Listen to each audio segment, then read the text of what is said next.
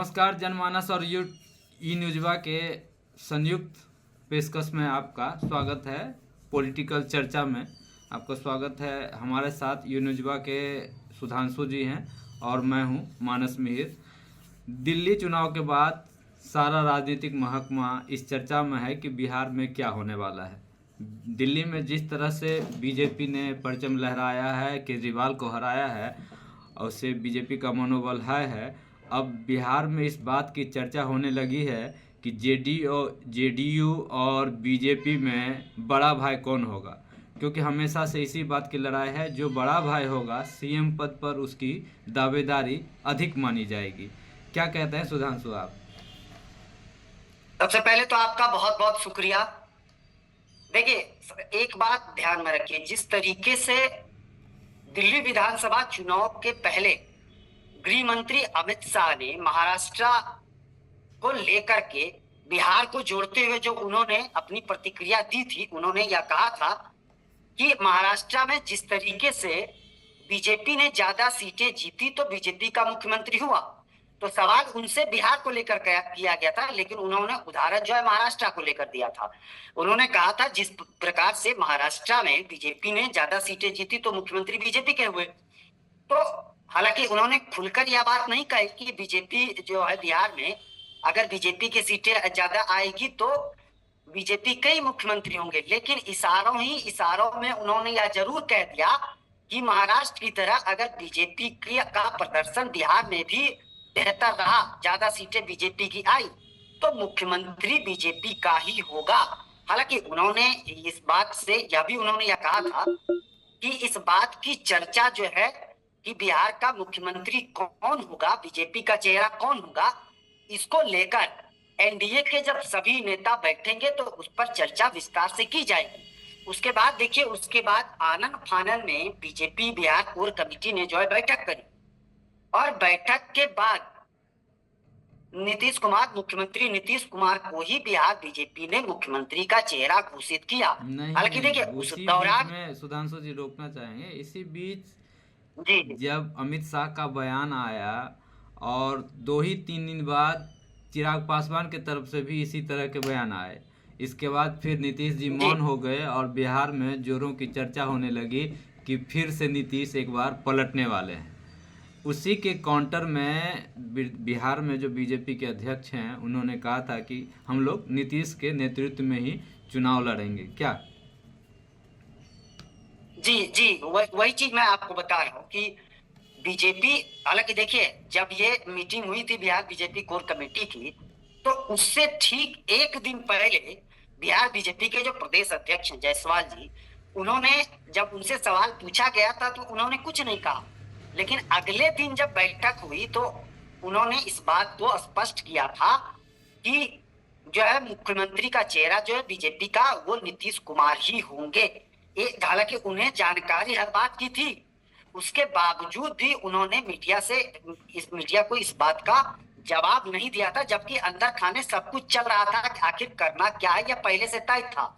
लेकिन देखिए, एक बात से मैं बताना चाहूंगा कि जिस तरीके से जो अंदर खाने से हमने बहुत लोगों से बातचीत की बिहार से, जो अंदर खाने से चर्चा चल रही थी वो चर्चा यही थी कि नीतीश कुमार और बीजेपी के बीच कुछ ठीक ठाक नहीं चल रहा है। बीच जब से मुख्यमंत्री सम्राट चौधरी जब से मुख्यमंत्री नीतीश कुमार से मिलने गए थे, वो घटना आपको भी याद होगी कि 2 बार सम्राट चौधरी वहां से लौट गए और मुख्यमंत्री ने उनसे मुलाकात नहीं करी थी। और उसके बाद से ही यह कयास लगाए जाने लगे थे कि बीजेपी और नीतीश कुमार के बीच कुछ ठीक ठाक नहीं चल रहा है। और बाद में तो खबरें ये तक भी उड़कर आई कि बिहार में बीजेपी के जितने भी मंत्री हैं उन मंत्रियों को खुलकर काम नहीं किया करने दिया जा रहा है। नीतीश कुमार पूरी तरीके से बीजेपी के नेताओं पर शिकंजा कसा हुआ है। नीतीश कुमार ने यह बात देखिए मीडिया में खुलकर सामने नहीं आई, लेकिन अंदर खाने से यह बात जरूर सामने आई थी और सच भी यही है। जब जिस तरीके की घटनाएं बिहार में होती गई, मुख्यमंत्री नीतीश कुमार, यह कयास बिहार में तो जोरों पर लग रहा था कि इस बार भी मकर संक्रांति के समय पर बिहार में खेला होगा, क्योंकि अक्सर आपने देखा होगा कि मकर संक्रांति के मौका पर बिहार में खेला हुआ है। तो इस बार भी संभावनाएं जताई जा रही थी, लेकिन उन सभी संभावनाओं के बीच नीतीश कुमार ने जो आरजेडी की ओर से लगातार पाला फेंका जा रहा था गेंद की नीतीश कुमार एनडीए को छोड़कर आ जाए आरजेडी में, तब नीतीश कुमार ने 2-2 बार यह बयान दिया था कि अब 2-2 बार मैंने गलती कर ली, अब नहीं करने वाला हूं। और ये बयान नीतीश कुमार का तब आया था जब बीजेपी कोर कमेटी की बैठक में उन्हें मुख्यमंत्री का चेहरा घोषित कर दिया गया था। तो अब आप ये बताइए कि अब जो बीजेपी है, क्या बिहार में बीजेपी नीतीश कुमार के साथ खेला करेगी? यह एक बड़ा सवाल है। बिहार में कुछ भी हो, नीतीश के बिना फिलहाल राजनीति संभव नहीं है सत्ता में, चाहे वो बीजेपी हो या आरजेडी, दोनों में से किसी जिसके पास नीतीश रहेंगे सत्ता उसी के हाथ में होगा अभी के समय में। आगे 6 महीने बाद क्या स्थिति होगी ये नहीं कहा जा सकता, लेकिन अभी जो स्थिति है उस हिसाब से जहां नीतीश रहेंगे सत्ता वहीं रहेगी। इसलिए बीजेपी ये कतई कोशिश नहीं करेगी कि नीतीश नाराज होकर अंतिम समय तक, अगर मान लीजिए कि नवंबर में चुनाव होना है तो अक्टूबर में भी अगर नीतीश नाराज होकर तेजस्वी के साथ चले गए और तेजस्वी के साथ खड़े होकर कहेंगे कि अगले मुख्यमंत्री तेजस्वी होगा, तो बीजेपी का सारा महाराष्ट्र, हरियाणा और दिल्ली सारा चुनाव जो है धाराशायी हो जाएगा, उसका कोई असर फिर बिहार में नहीं पड़ेगा। इसीलिए बिहार में बीजेपी के तरफ से मैं यहाँ रोकना चाहूंगा जी। ये नीतीश कुमार जब तेजस्वी के साथ थे तो तब ही तो उन्होंने कहा था कि तेजस्वी यादव मुख्यमंत्री होंगे अगले, उन्होंने तब भी वादे किए थे। उसके बाद पलटी तो मार दिया ना। लेकिन यह बात आप एकदम सर स्पष्ट है, इस बात को गांठ बांध लीजिए कि अगर नीतीश कुमार अब पलटी भी मारेंगे, क्योंकि लालू यादव अब नीतीश कुमार को बहुत अच्छे तरीके से परख चुके हैं, तो लालू यादव की जो अंतिम इच्छा, हाल के दिनों में लालू यादव नालंदा गए थे, वहां भी उन्होंने मंच से खुले तौर पर कहा था कि इस बार चुनाव प्रचार की कमान हम संभालेंगे, तेजस्वी यादव के लिए चुनाव प्रचार करेंगे और हमारी इच्छा अंतिम यही है कि मैं तेजस्वी यादव को मुख्यमंत्री बनते देखना चाहता हूं। तो क्या आपको लगता है कि नीतीश कुमार अगर पाला बदलेंगे तो लालू यादव तेजस्वी यादव को छोड़कर नीतीश कुमार को बिहार की मुख्यमंत्री की गद्दी देंगे? अक्टूबर की बात कर रहे हैं, अगर अक्टूबर नवंबर में चुनाव होना है और अंतिम समय में सीटों का समीकरण पे जेडीयू तैयार नहीं होता है जो बीजेपी के साथ गठबंधन में, तभी भी नीतीश छटक के चले जाएंगे और बीजेपी का सारा किया कराया धराशायी होगा। इसीलिए बीजेपी बिहार में बहुत ही फूंक फूंक के कदम रख रही है, आगे बढ़ रही है, क्योंकि अभी नीतीश की जो तबीयत है उसको लेकर लगातार आप सुन रहे होंगे कि तबीयत सही नहीं है।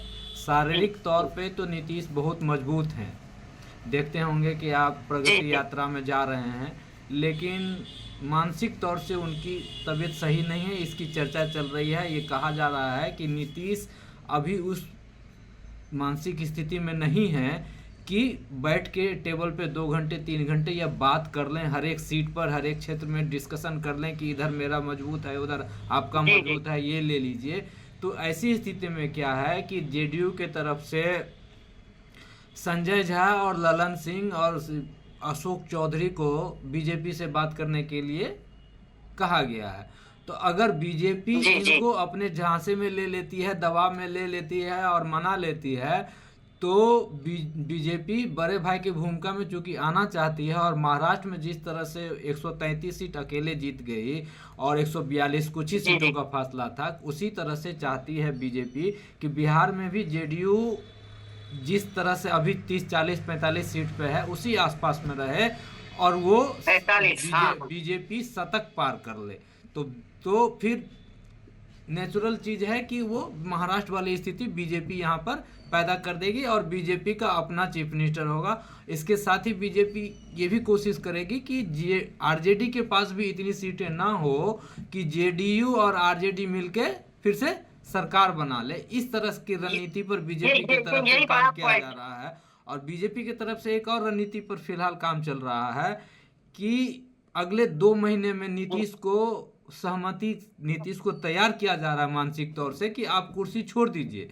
इसी में अगर वो नीतीश तैयार हो जा रहे हैं कुछ केंद्रीय नेतृत्व में या केंद्र में कुछ पोस्ट दे करके उनको या कि एक सम्मानजनक विदाई दे करके, तो बीजेपी के तरफ से पूरी लिस्ट तैयार है कि अगर जून तक भी बीजेपी की सरकार बिहार में बनती है तो बीजेपी ने पूरी योजना का लिस्ट बना के रखा है कि जैसे ही ये होगा हमने ये योजना लाना है और इसको तुरंत लागू कर देना है और लोगों को बताना है। ये तो 6 महीने का ट्रेलर है, 4 महीने का, और देखिए हम आएंगे तो क्या क्या कर सकते हैं। बीजेपी की तरफ से इतनी तैयारी करके रखी गई है, लेकिन बीजेपी फूंक फूंक के कदम उठा रही है कि कहीं इसमें नीतीश नाराज न हो। नीतीश अगर इच्छा जाहिर करते हैं, नीतीश अगर एग्री हो जाते हैं सीएम पद छोड़ने के लिए, तो बीजेपी एक ही साथ दिल्ली, मणिपुर और बिहार में सीएम के चेहरे पर मंथन कर रही है।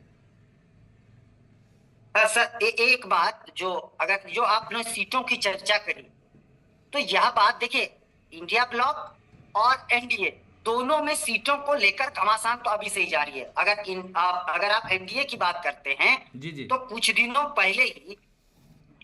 पहले ही जेडीयू के तरफ से यह खुलासा कर दिया गया है, या कह दिया गया है बीजेपी को, कि हम 110 सीटों से कम में नहीं मानेंगे, हम 110 सीटों पर चुनाव लड़ेंगे। और आपको याद होगा शुरुआती पहली बार जब नीतीश कुमार चुनाव लड़े थे, तब बीजेपी जो आंकड़ा था, नहीं माफ कीजिएगा, मैं एक बार शब्द वापस ले रहा हूँ, 115 सीटों का जो है जेडीयू दावा कर रही है, जबकि पहली बार जेडीयू जो है 110 सीटों पर जीत दर्ज कर रहा था, पहले जब नीतीश कुमार पहली बार मुख्यमंत्री बने थे 2000 में। जब अब 2010 उसके का बाद इस बार वो आंकड़ा जो है 2010 की बात जी है, जी जब 2010 में जेडीयू अकेले दम पर 115 सीट जीती थी और बीजेपी 91।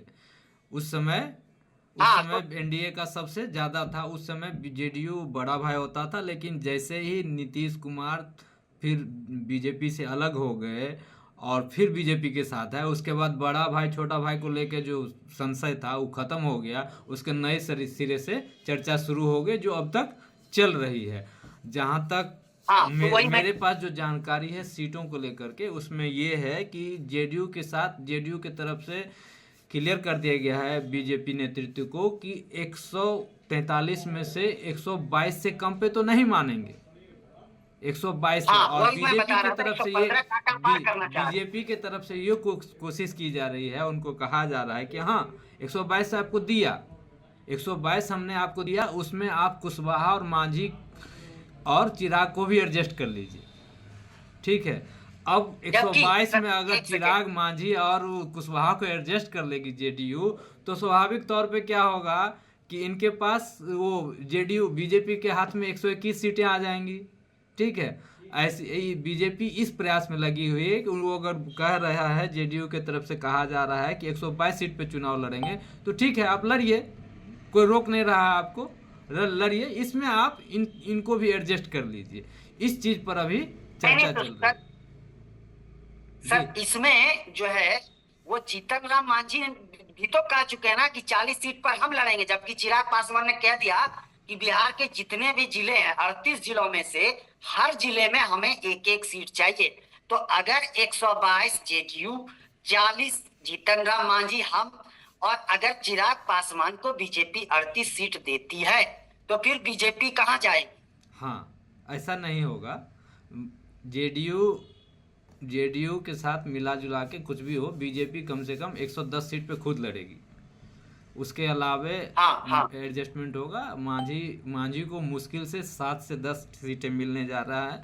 इससे ज़्यादा मांझी की न तो हैसियत है, न उससे ज़्यादा एनडीए देगा। अगर मांझी छोड़ के चले भी जाते हैं, जिस तरह से पिछली बार हुआ था, पिछले से पिछले बार, उसमें हाँ हाँ। मांझी कहाँ जीत पाए थे, ये तो दिल्ली खुद भी 2 सीट विधानसभा पे लड़े चुनाव थे, में ही एक ही लग सीट रहा पे था कि जीते। मांझी जी अलग होंगे। हाँ, मांझी की हैसियत नहीं है कि इससे अलग हो जाएंगे और जेडीयू में जाए, वो लालू के पास जाएंगे और लालू उन्हें 20 सीट दे देंगे। ऐसा मांझी की हैसियत नहीं है। हाँ, चिराग पासवान में हाँ हुकूमत हाँ जरूर है, लेकिन चिराग पासवान उधर जाएंगे इसकी संभावना बिल्कुल भी नहीं है, इसलिए कि चिराग के चाचा पहले ही नहीं उधर जा चुके हैं।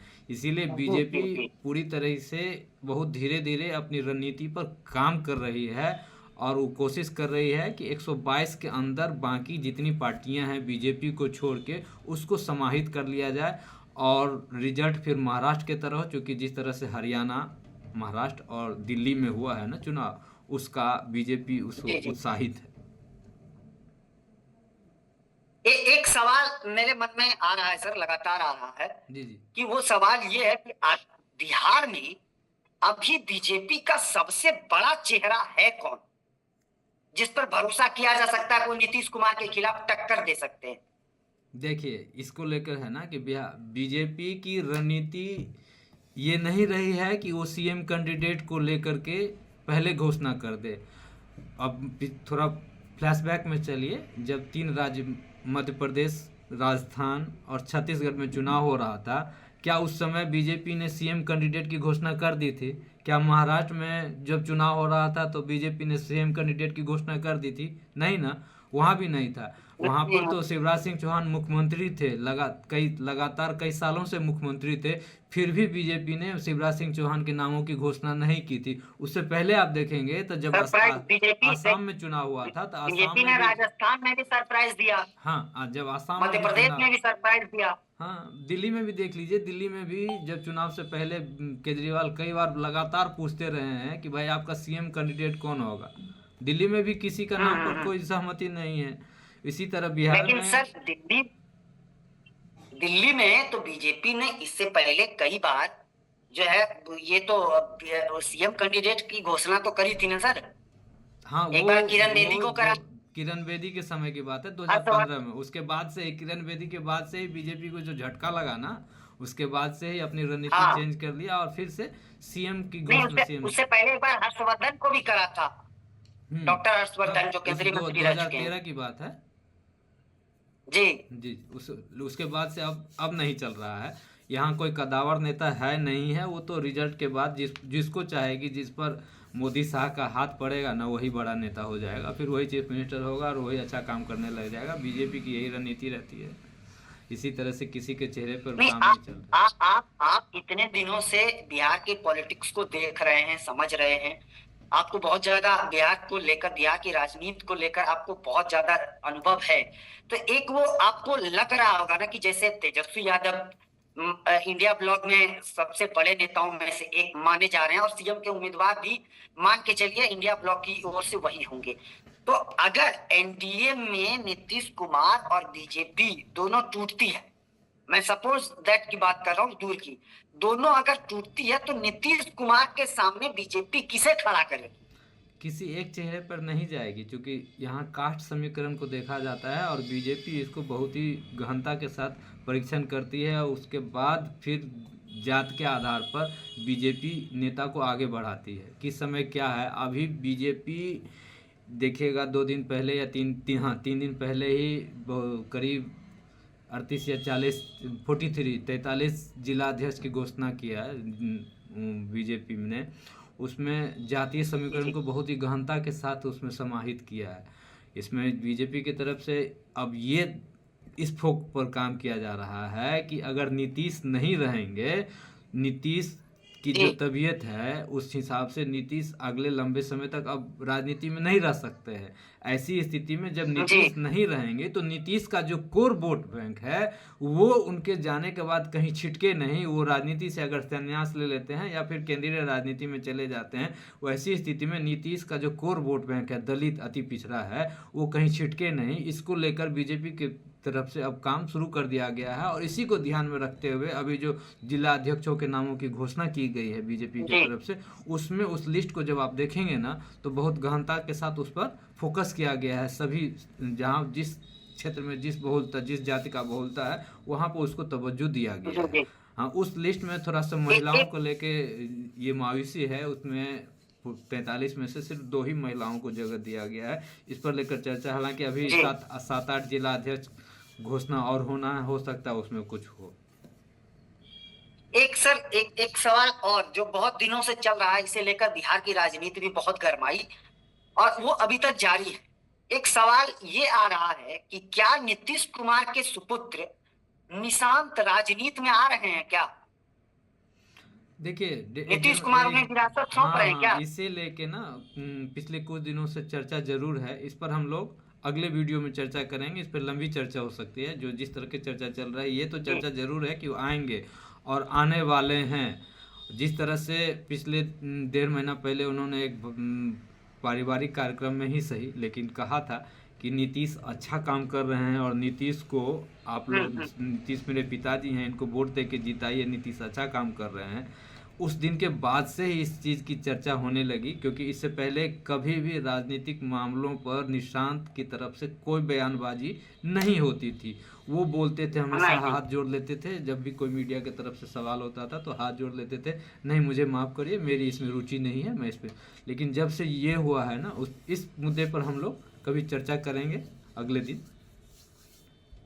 हाँ सर, एक एक सवाल ये आ रहा था कि जैसे नीतीश कुमार सिर्फ 43 सीटों पर सिमट कर रह गए, उसके बावजूद बीजेपी ने उनके साथ कॉम्प्रोमाइज किया और उन्हें बिहार का मुख्यमंत्री बनाया। तो क्या नीतीश कुमार अब बीजेपी के साथ कॉम्प्रोमाइज नहीं कर सकते क्या नीतीश सीटों कंप्रोमाइज को कर ही लेकर? रहे हैं। नीतीश लगातार अब कंप्रोमाइजिंग ही पोजीशन में है। दो लोकसभा चुनाव के बाद से आप झारखंड में देखिएगा ना, झारखंड में जिस तरह से वो सीटें मांग रहे थे, वहाँ सीटें नहीं मिली। जैसे इसके लिए सरयू राय लगातार प्रयास करते रहे कि जेडीयू को झारखंड विधानसभा चुनाव में अधिक से अधिक सीटें मिले, वहाँ नहीं मिला। फिर दिल्ली विधानसभा में बस एक सीट दिया गया, मतलब प्रदर्शन भी तो सर दिल्ली सांकेतिक के तौर पर। विधानसभा चुनाव में बहुत गद्दार आना, 1% से भी कम वोट मिले। हाँ, सांकेतिक तौर से। तो अब कंप्रोमाइजिंग मोड में हाँ, नीतीश हैं। नीतीश भी अब नहीं चाहते हैं कि राजनीति के अंतिम पड़ाव में छीछा लेदर हो, कुछ थुथु हो, इसलिए अब वो भी शांति से हैं और आगे बीजेपी के साथ ही चलना चाहते हैं। मणिपुर में जिस तरह से उन्होंने बीजेपी अपने जेडीयू के प्रदेश अध्यक्ष को हटाया, उससे साफ संकेत आ गया कि भाई अब नीतीश इधर उधर होने वाले नहीं है। भले सिर्फ मुंह से ही नहीं बोलते हैं, अब एक्शन भी इस तरह से लेते हैं। चलिए, कुछ और है? ठीक है, नमस्कार। हाँ तो ओके, बहुत बहुत शुक्रिया आपका भी समय देने के लिए। इतना अहम समय आपने दिया और बिहार की राजनीति को लेकर आपने मुझे मौका दिया और एक अच्छी जानकारी दी, इसके लिए बहुत बहुत शुक्रिया। और मैं एक बार दर्शकों से यह जरूर अपील करूंगा कि आप लोग जनमानस और इनिजवा को आगे बढ़ाने के लिए लाइक, शेयर, सब्सक्राइब के साथ साथ कमेंट जरूर करें और अपना बहुत ज्यादा ख्याल रखें। हम और भी अन्य दिन भी आप लोगों के बीच हाजिर होते रहेंगे अलग अलग खबरों के साथ। आप लोग उसमें जरूर जुड़ा कीजिए। आप सभी का तहे दिल से शुक्रिया। जय हिंद, जय भारत। नमस्कार।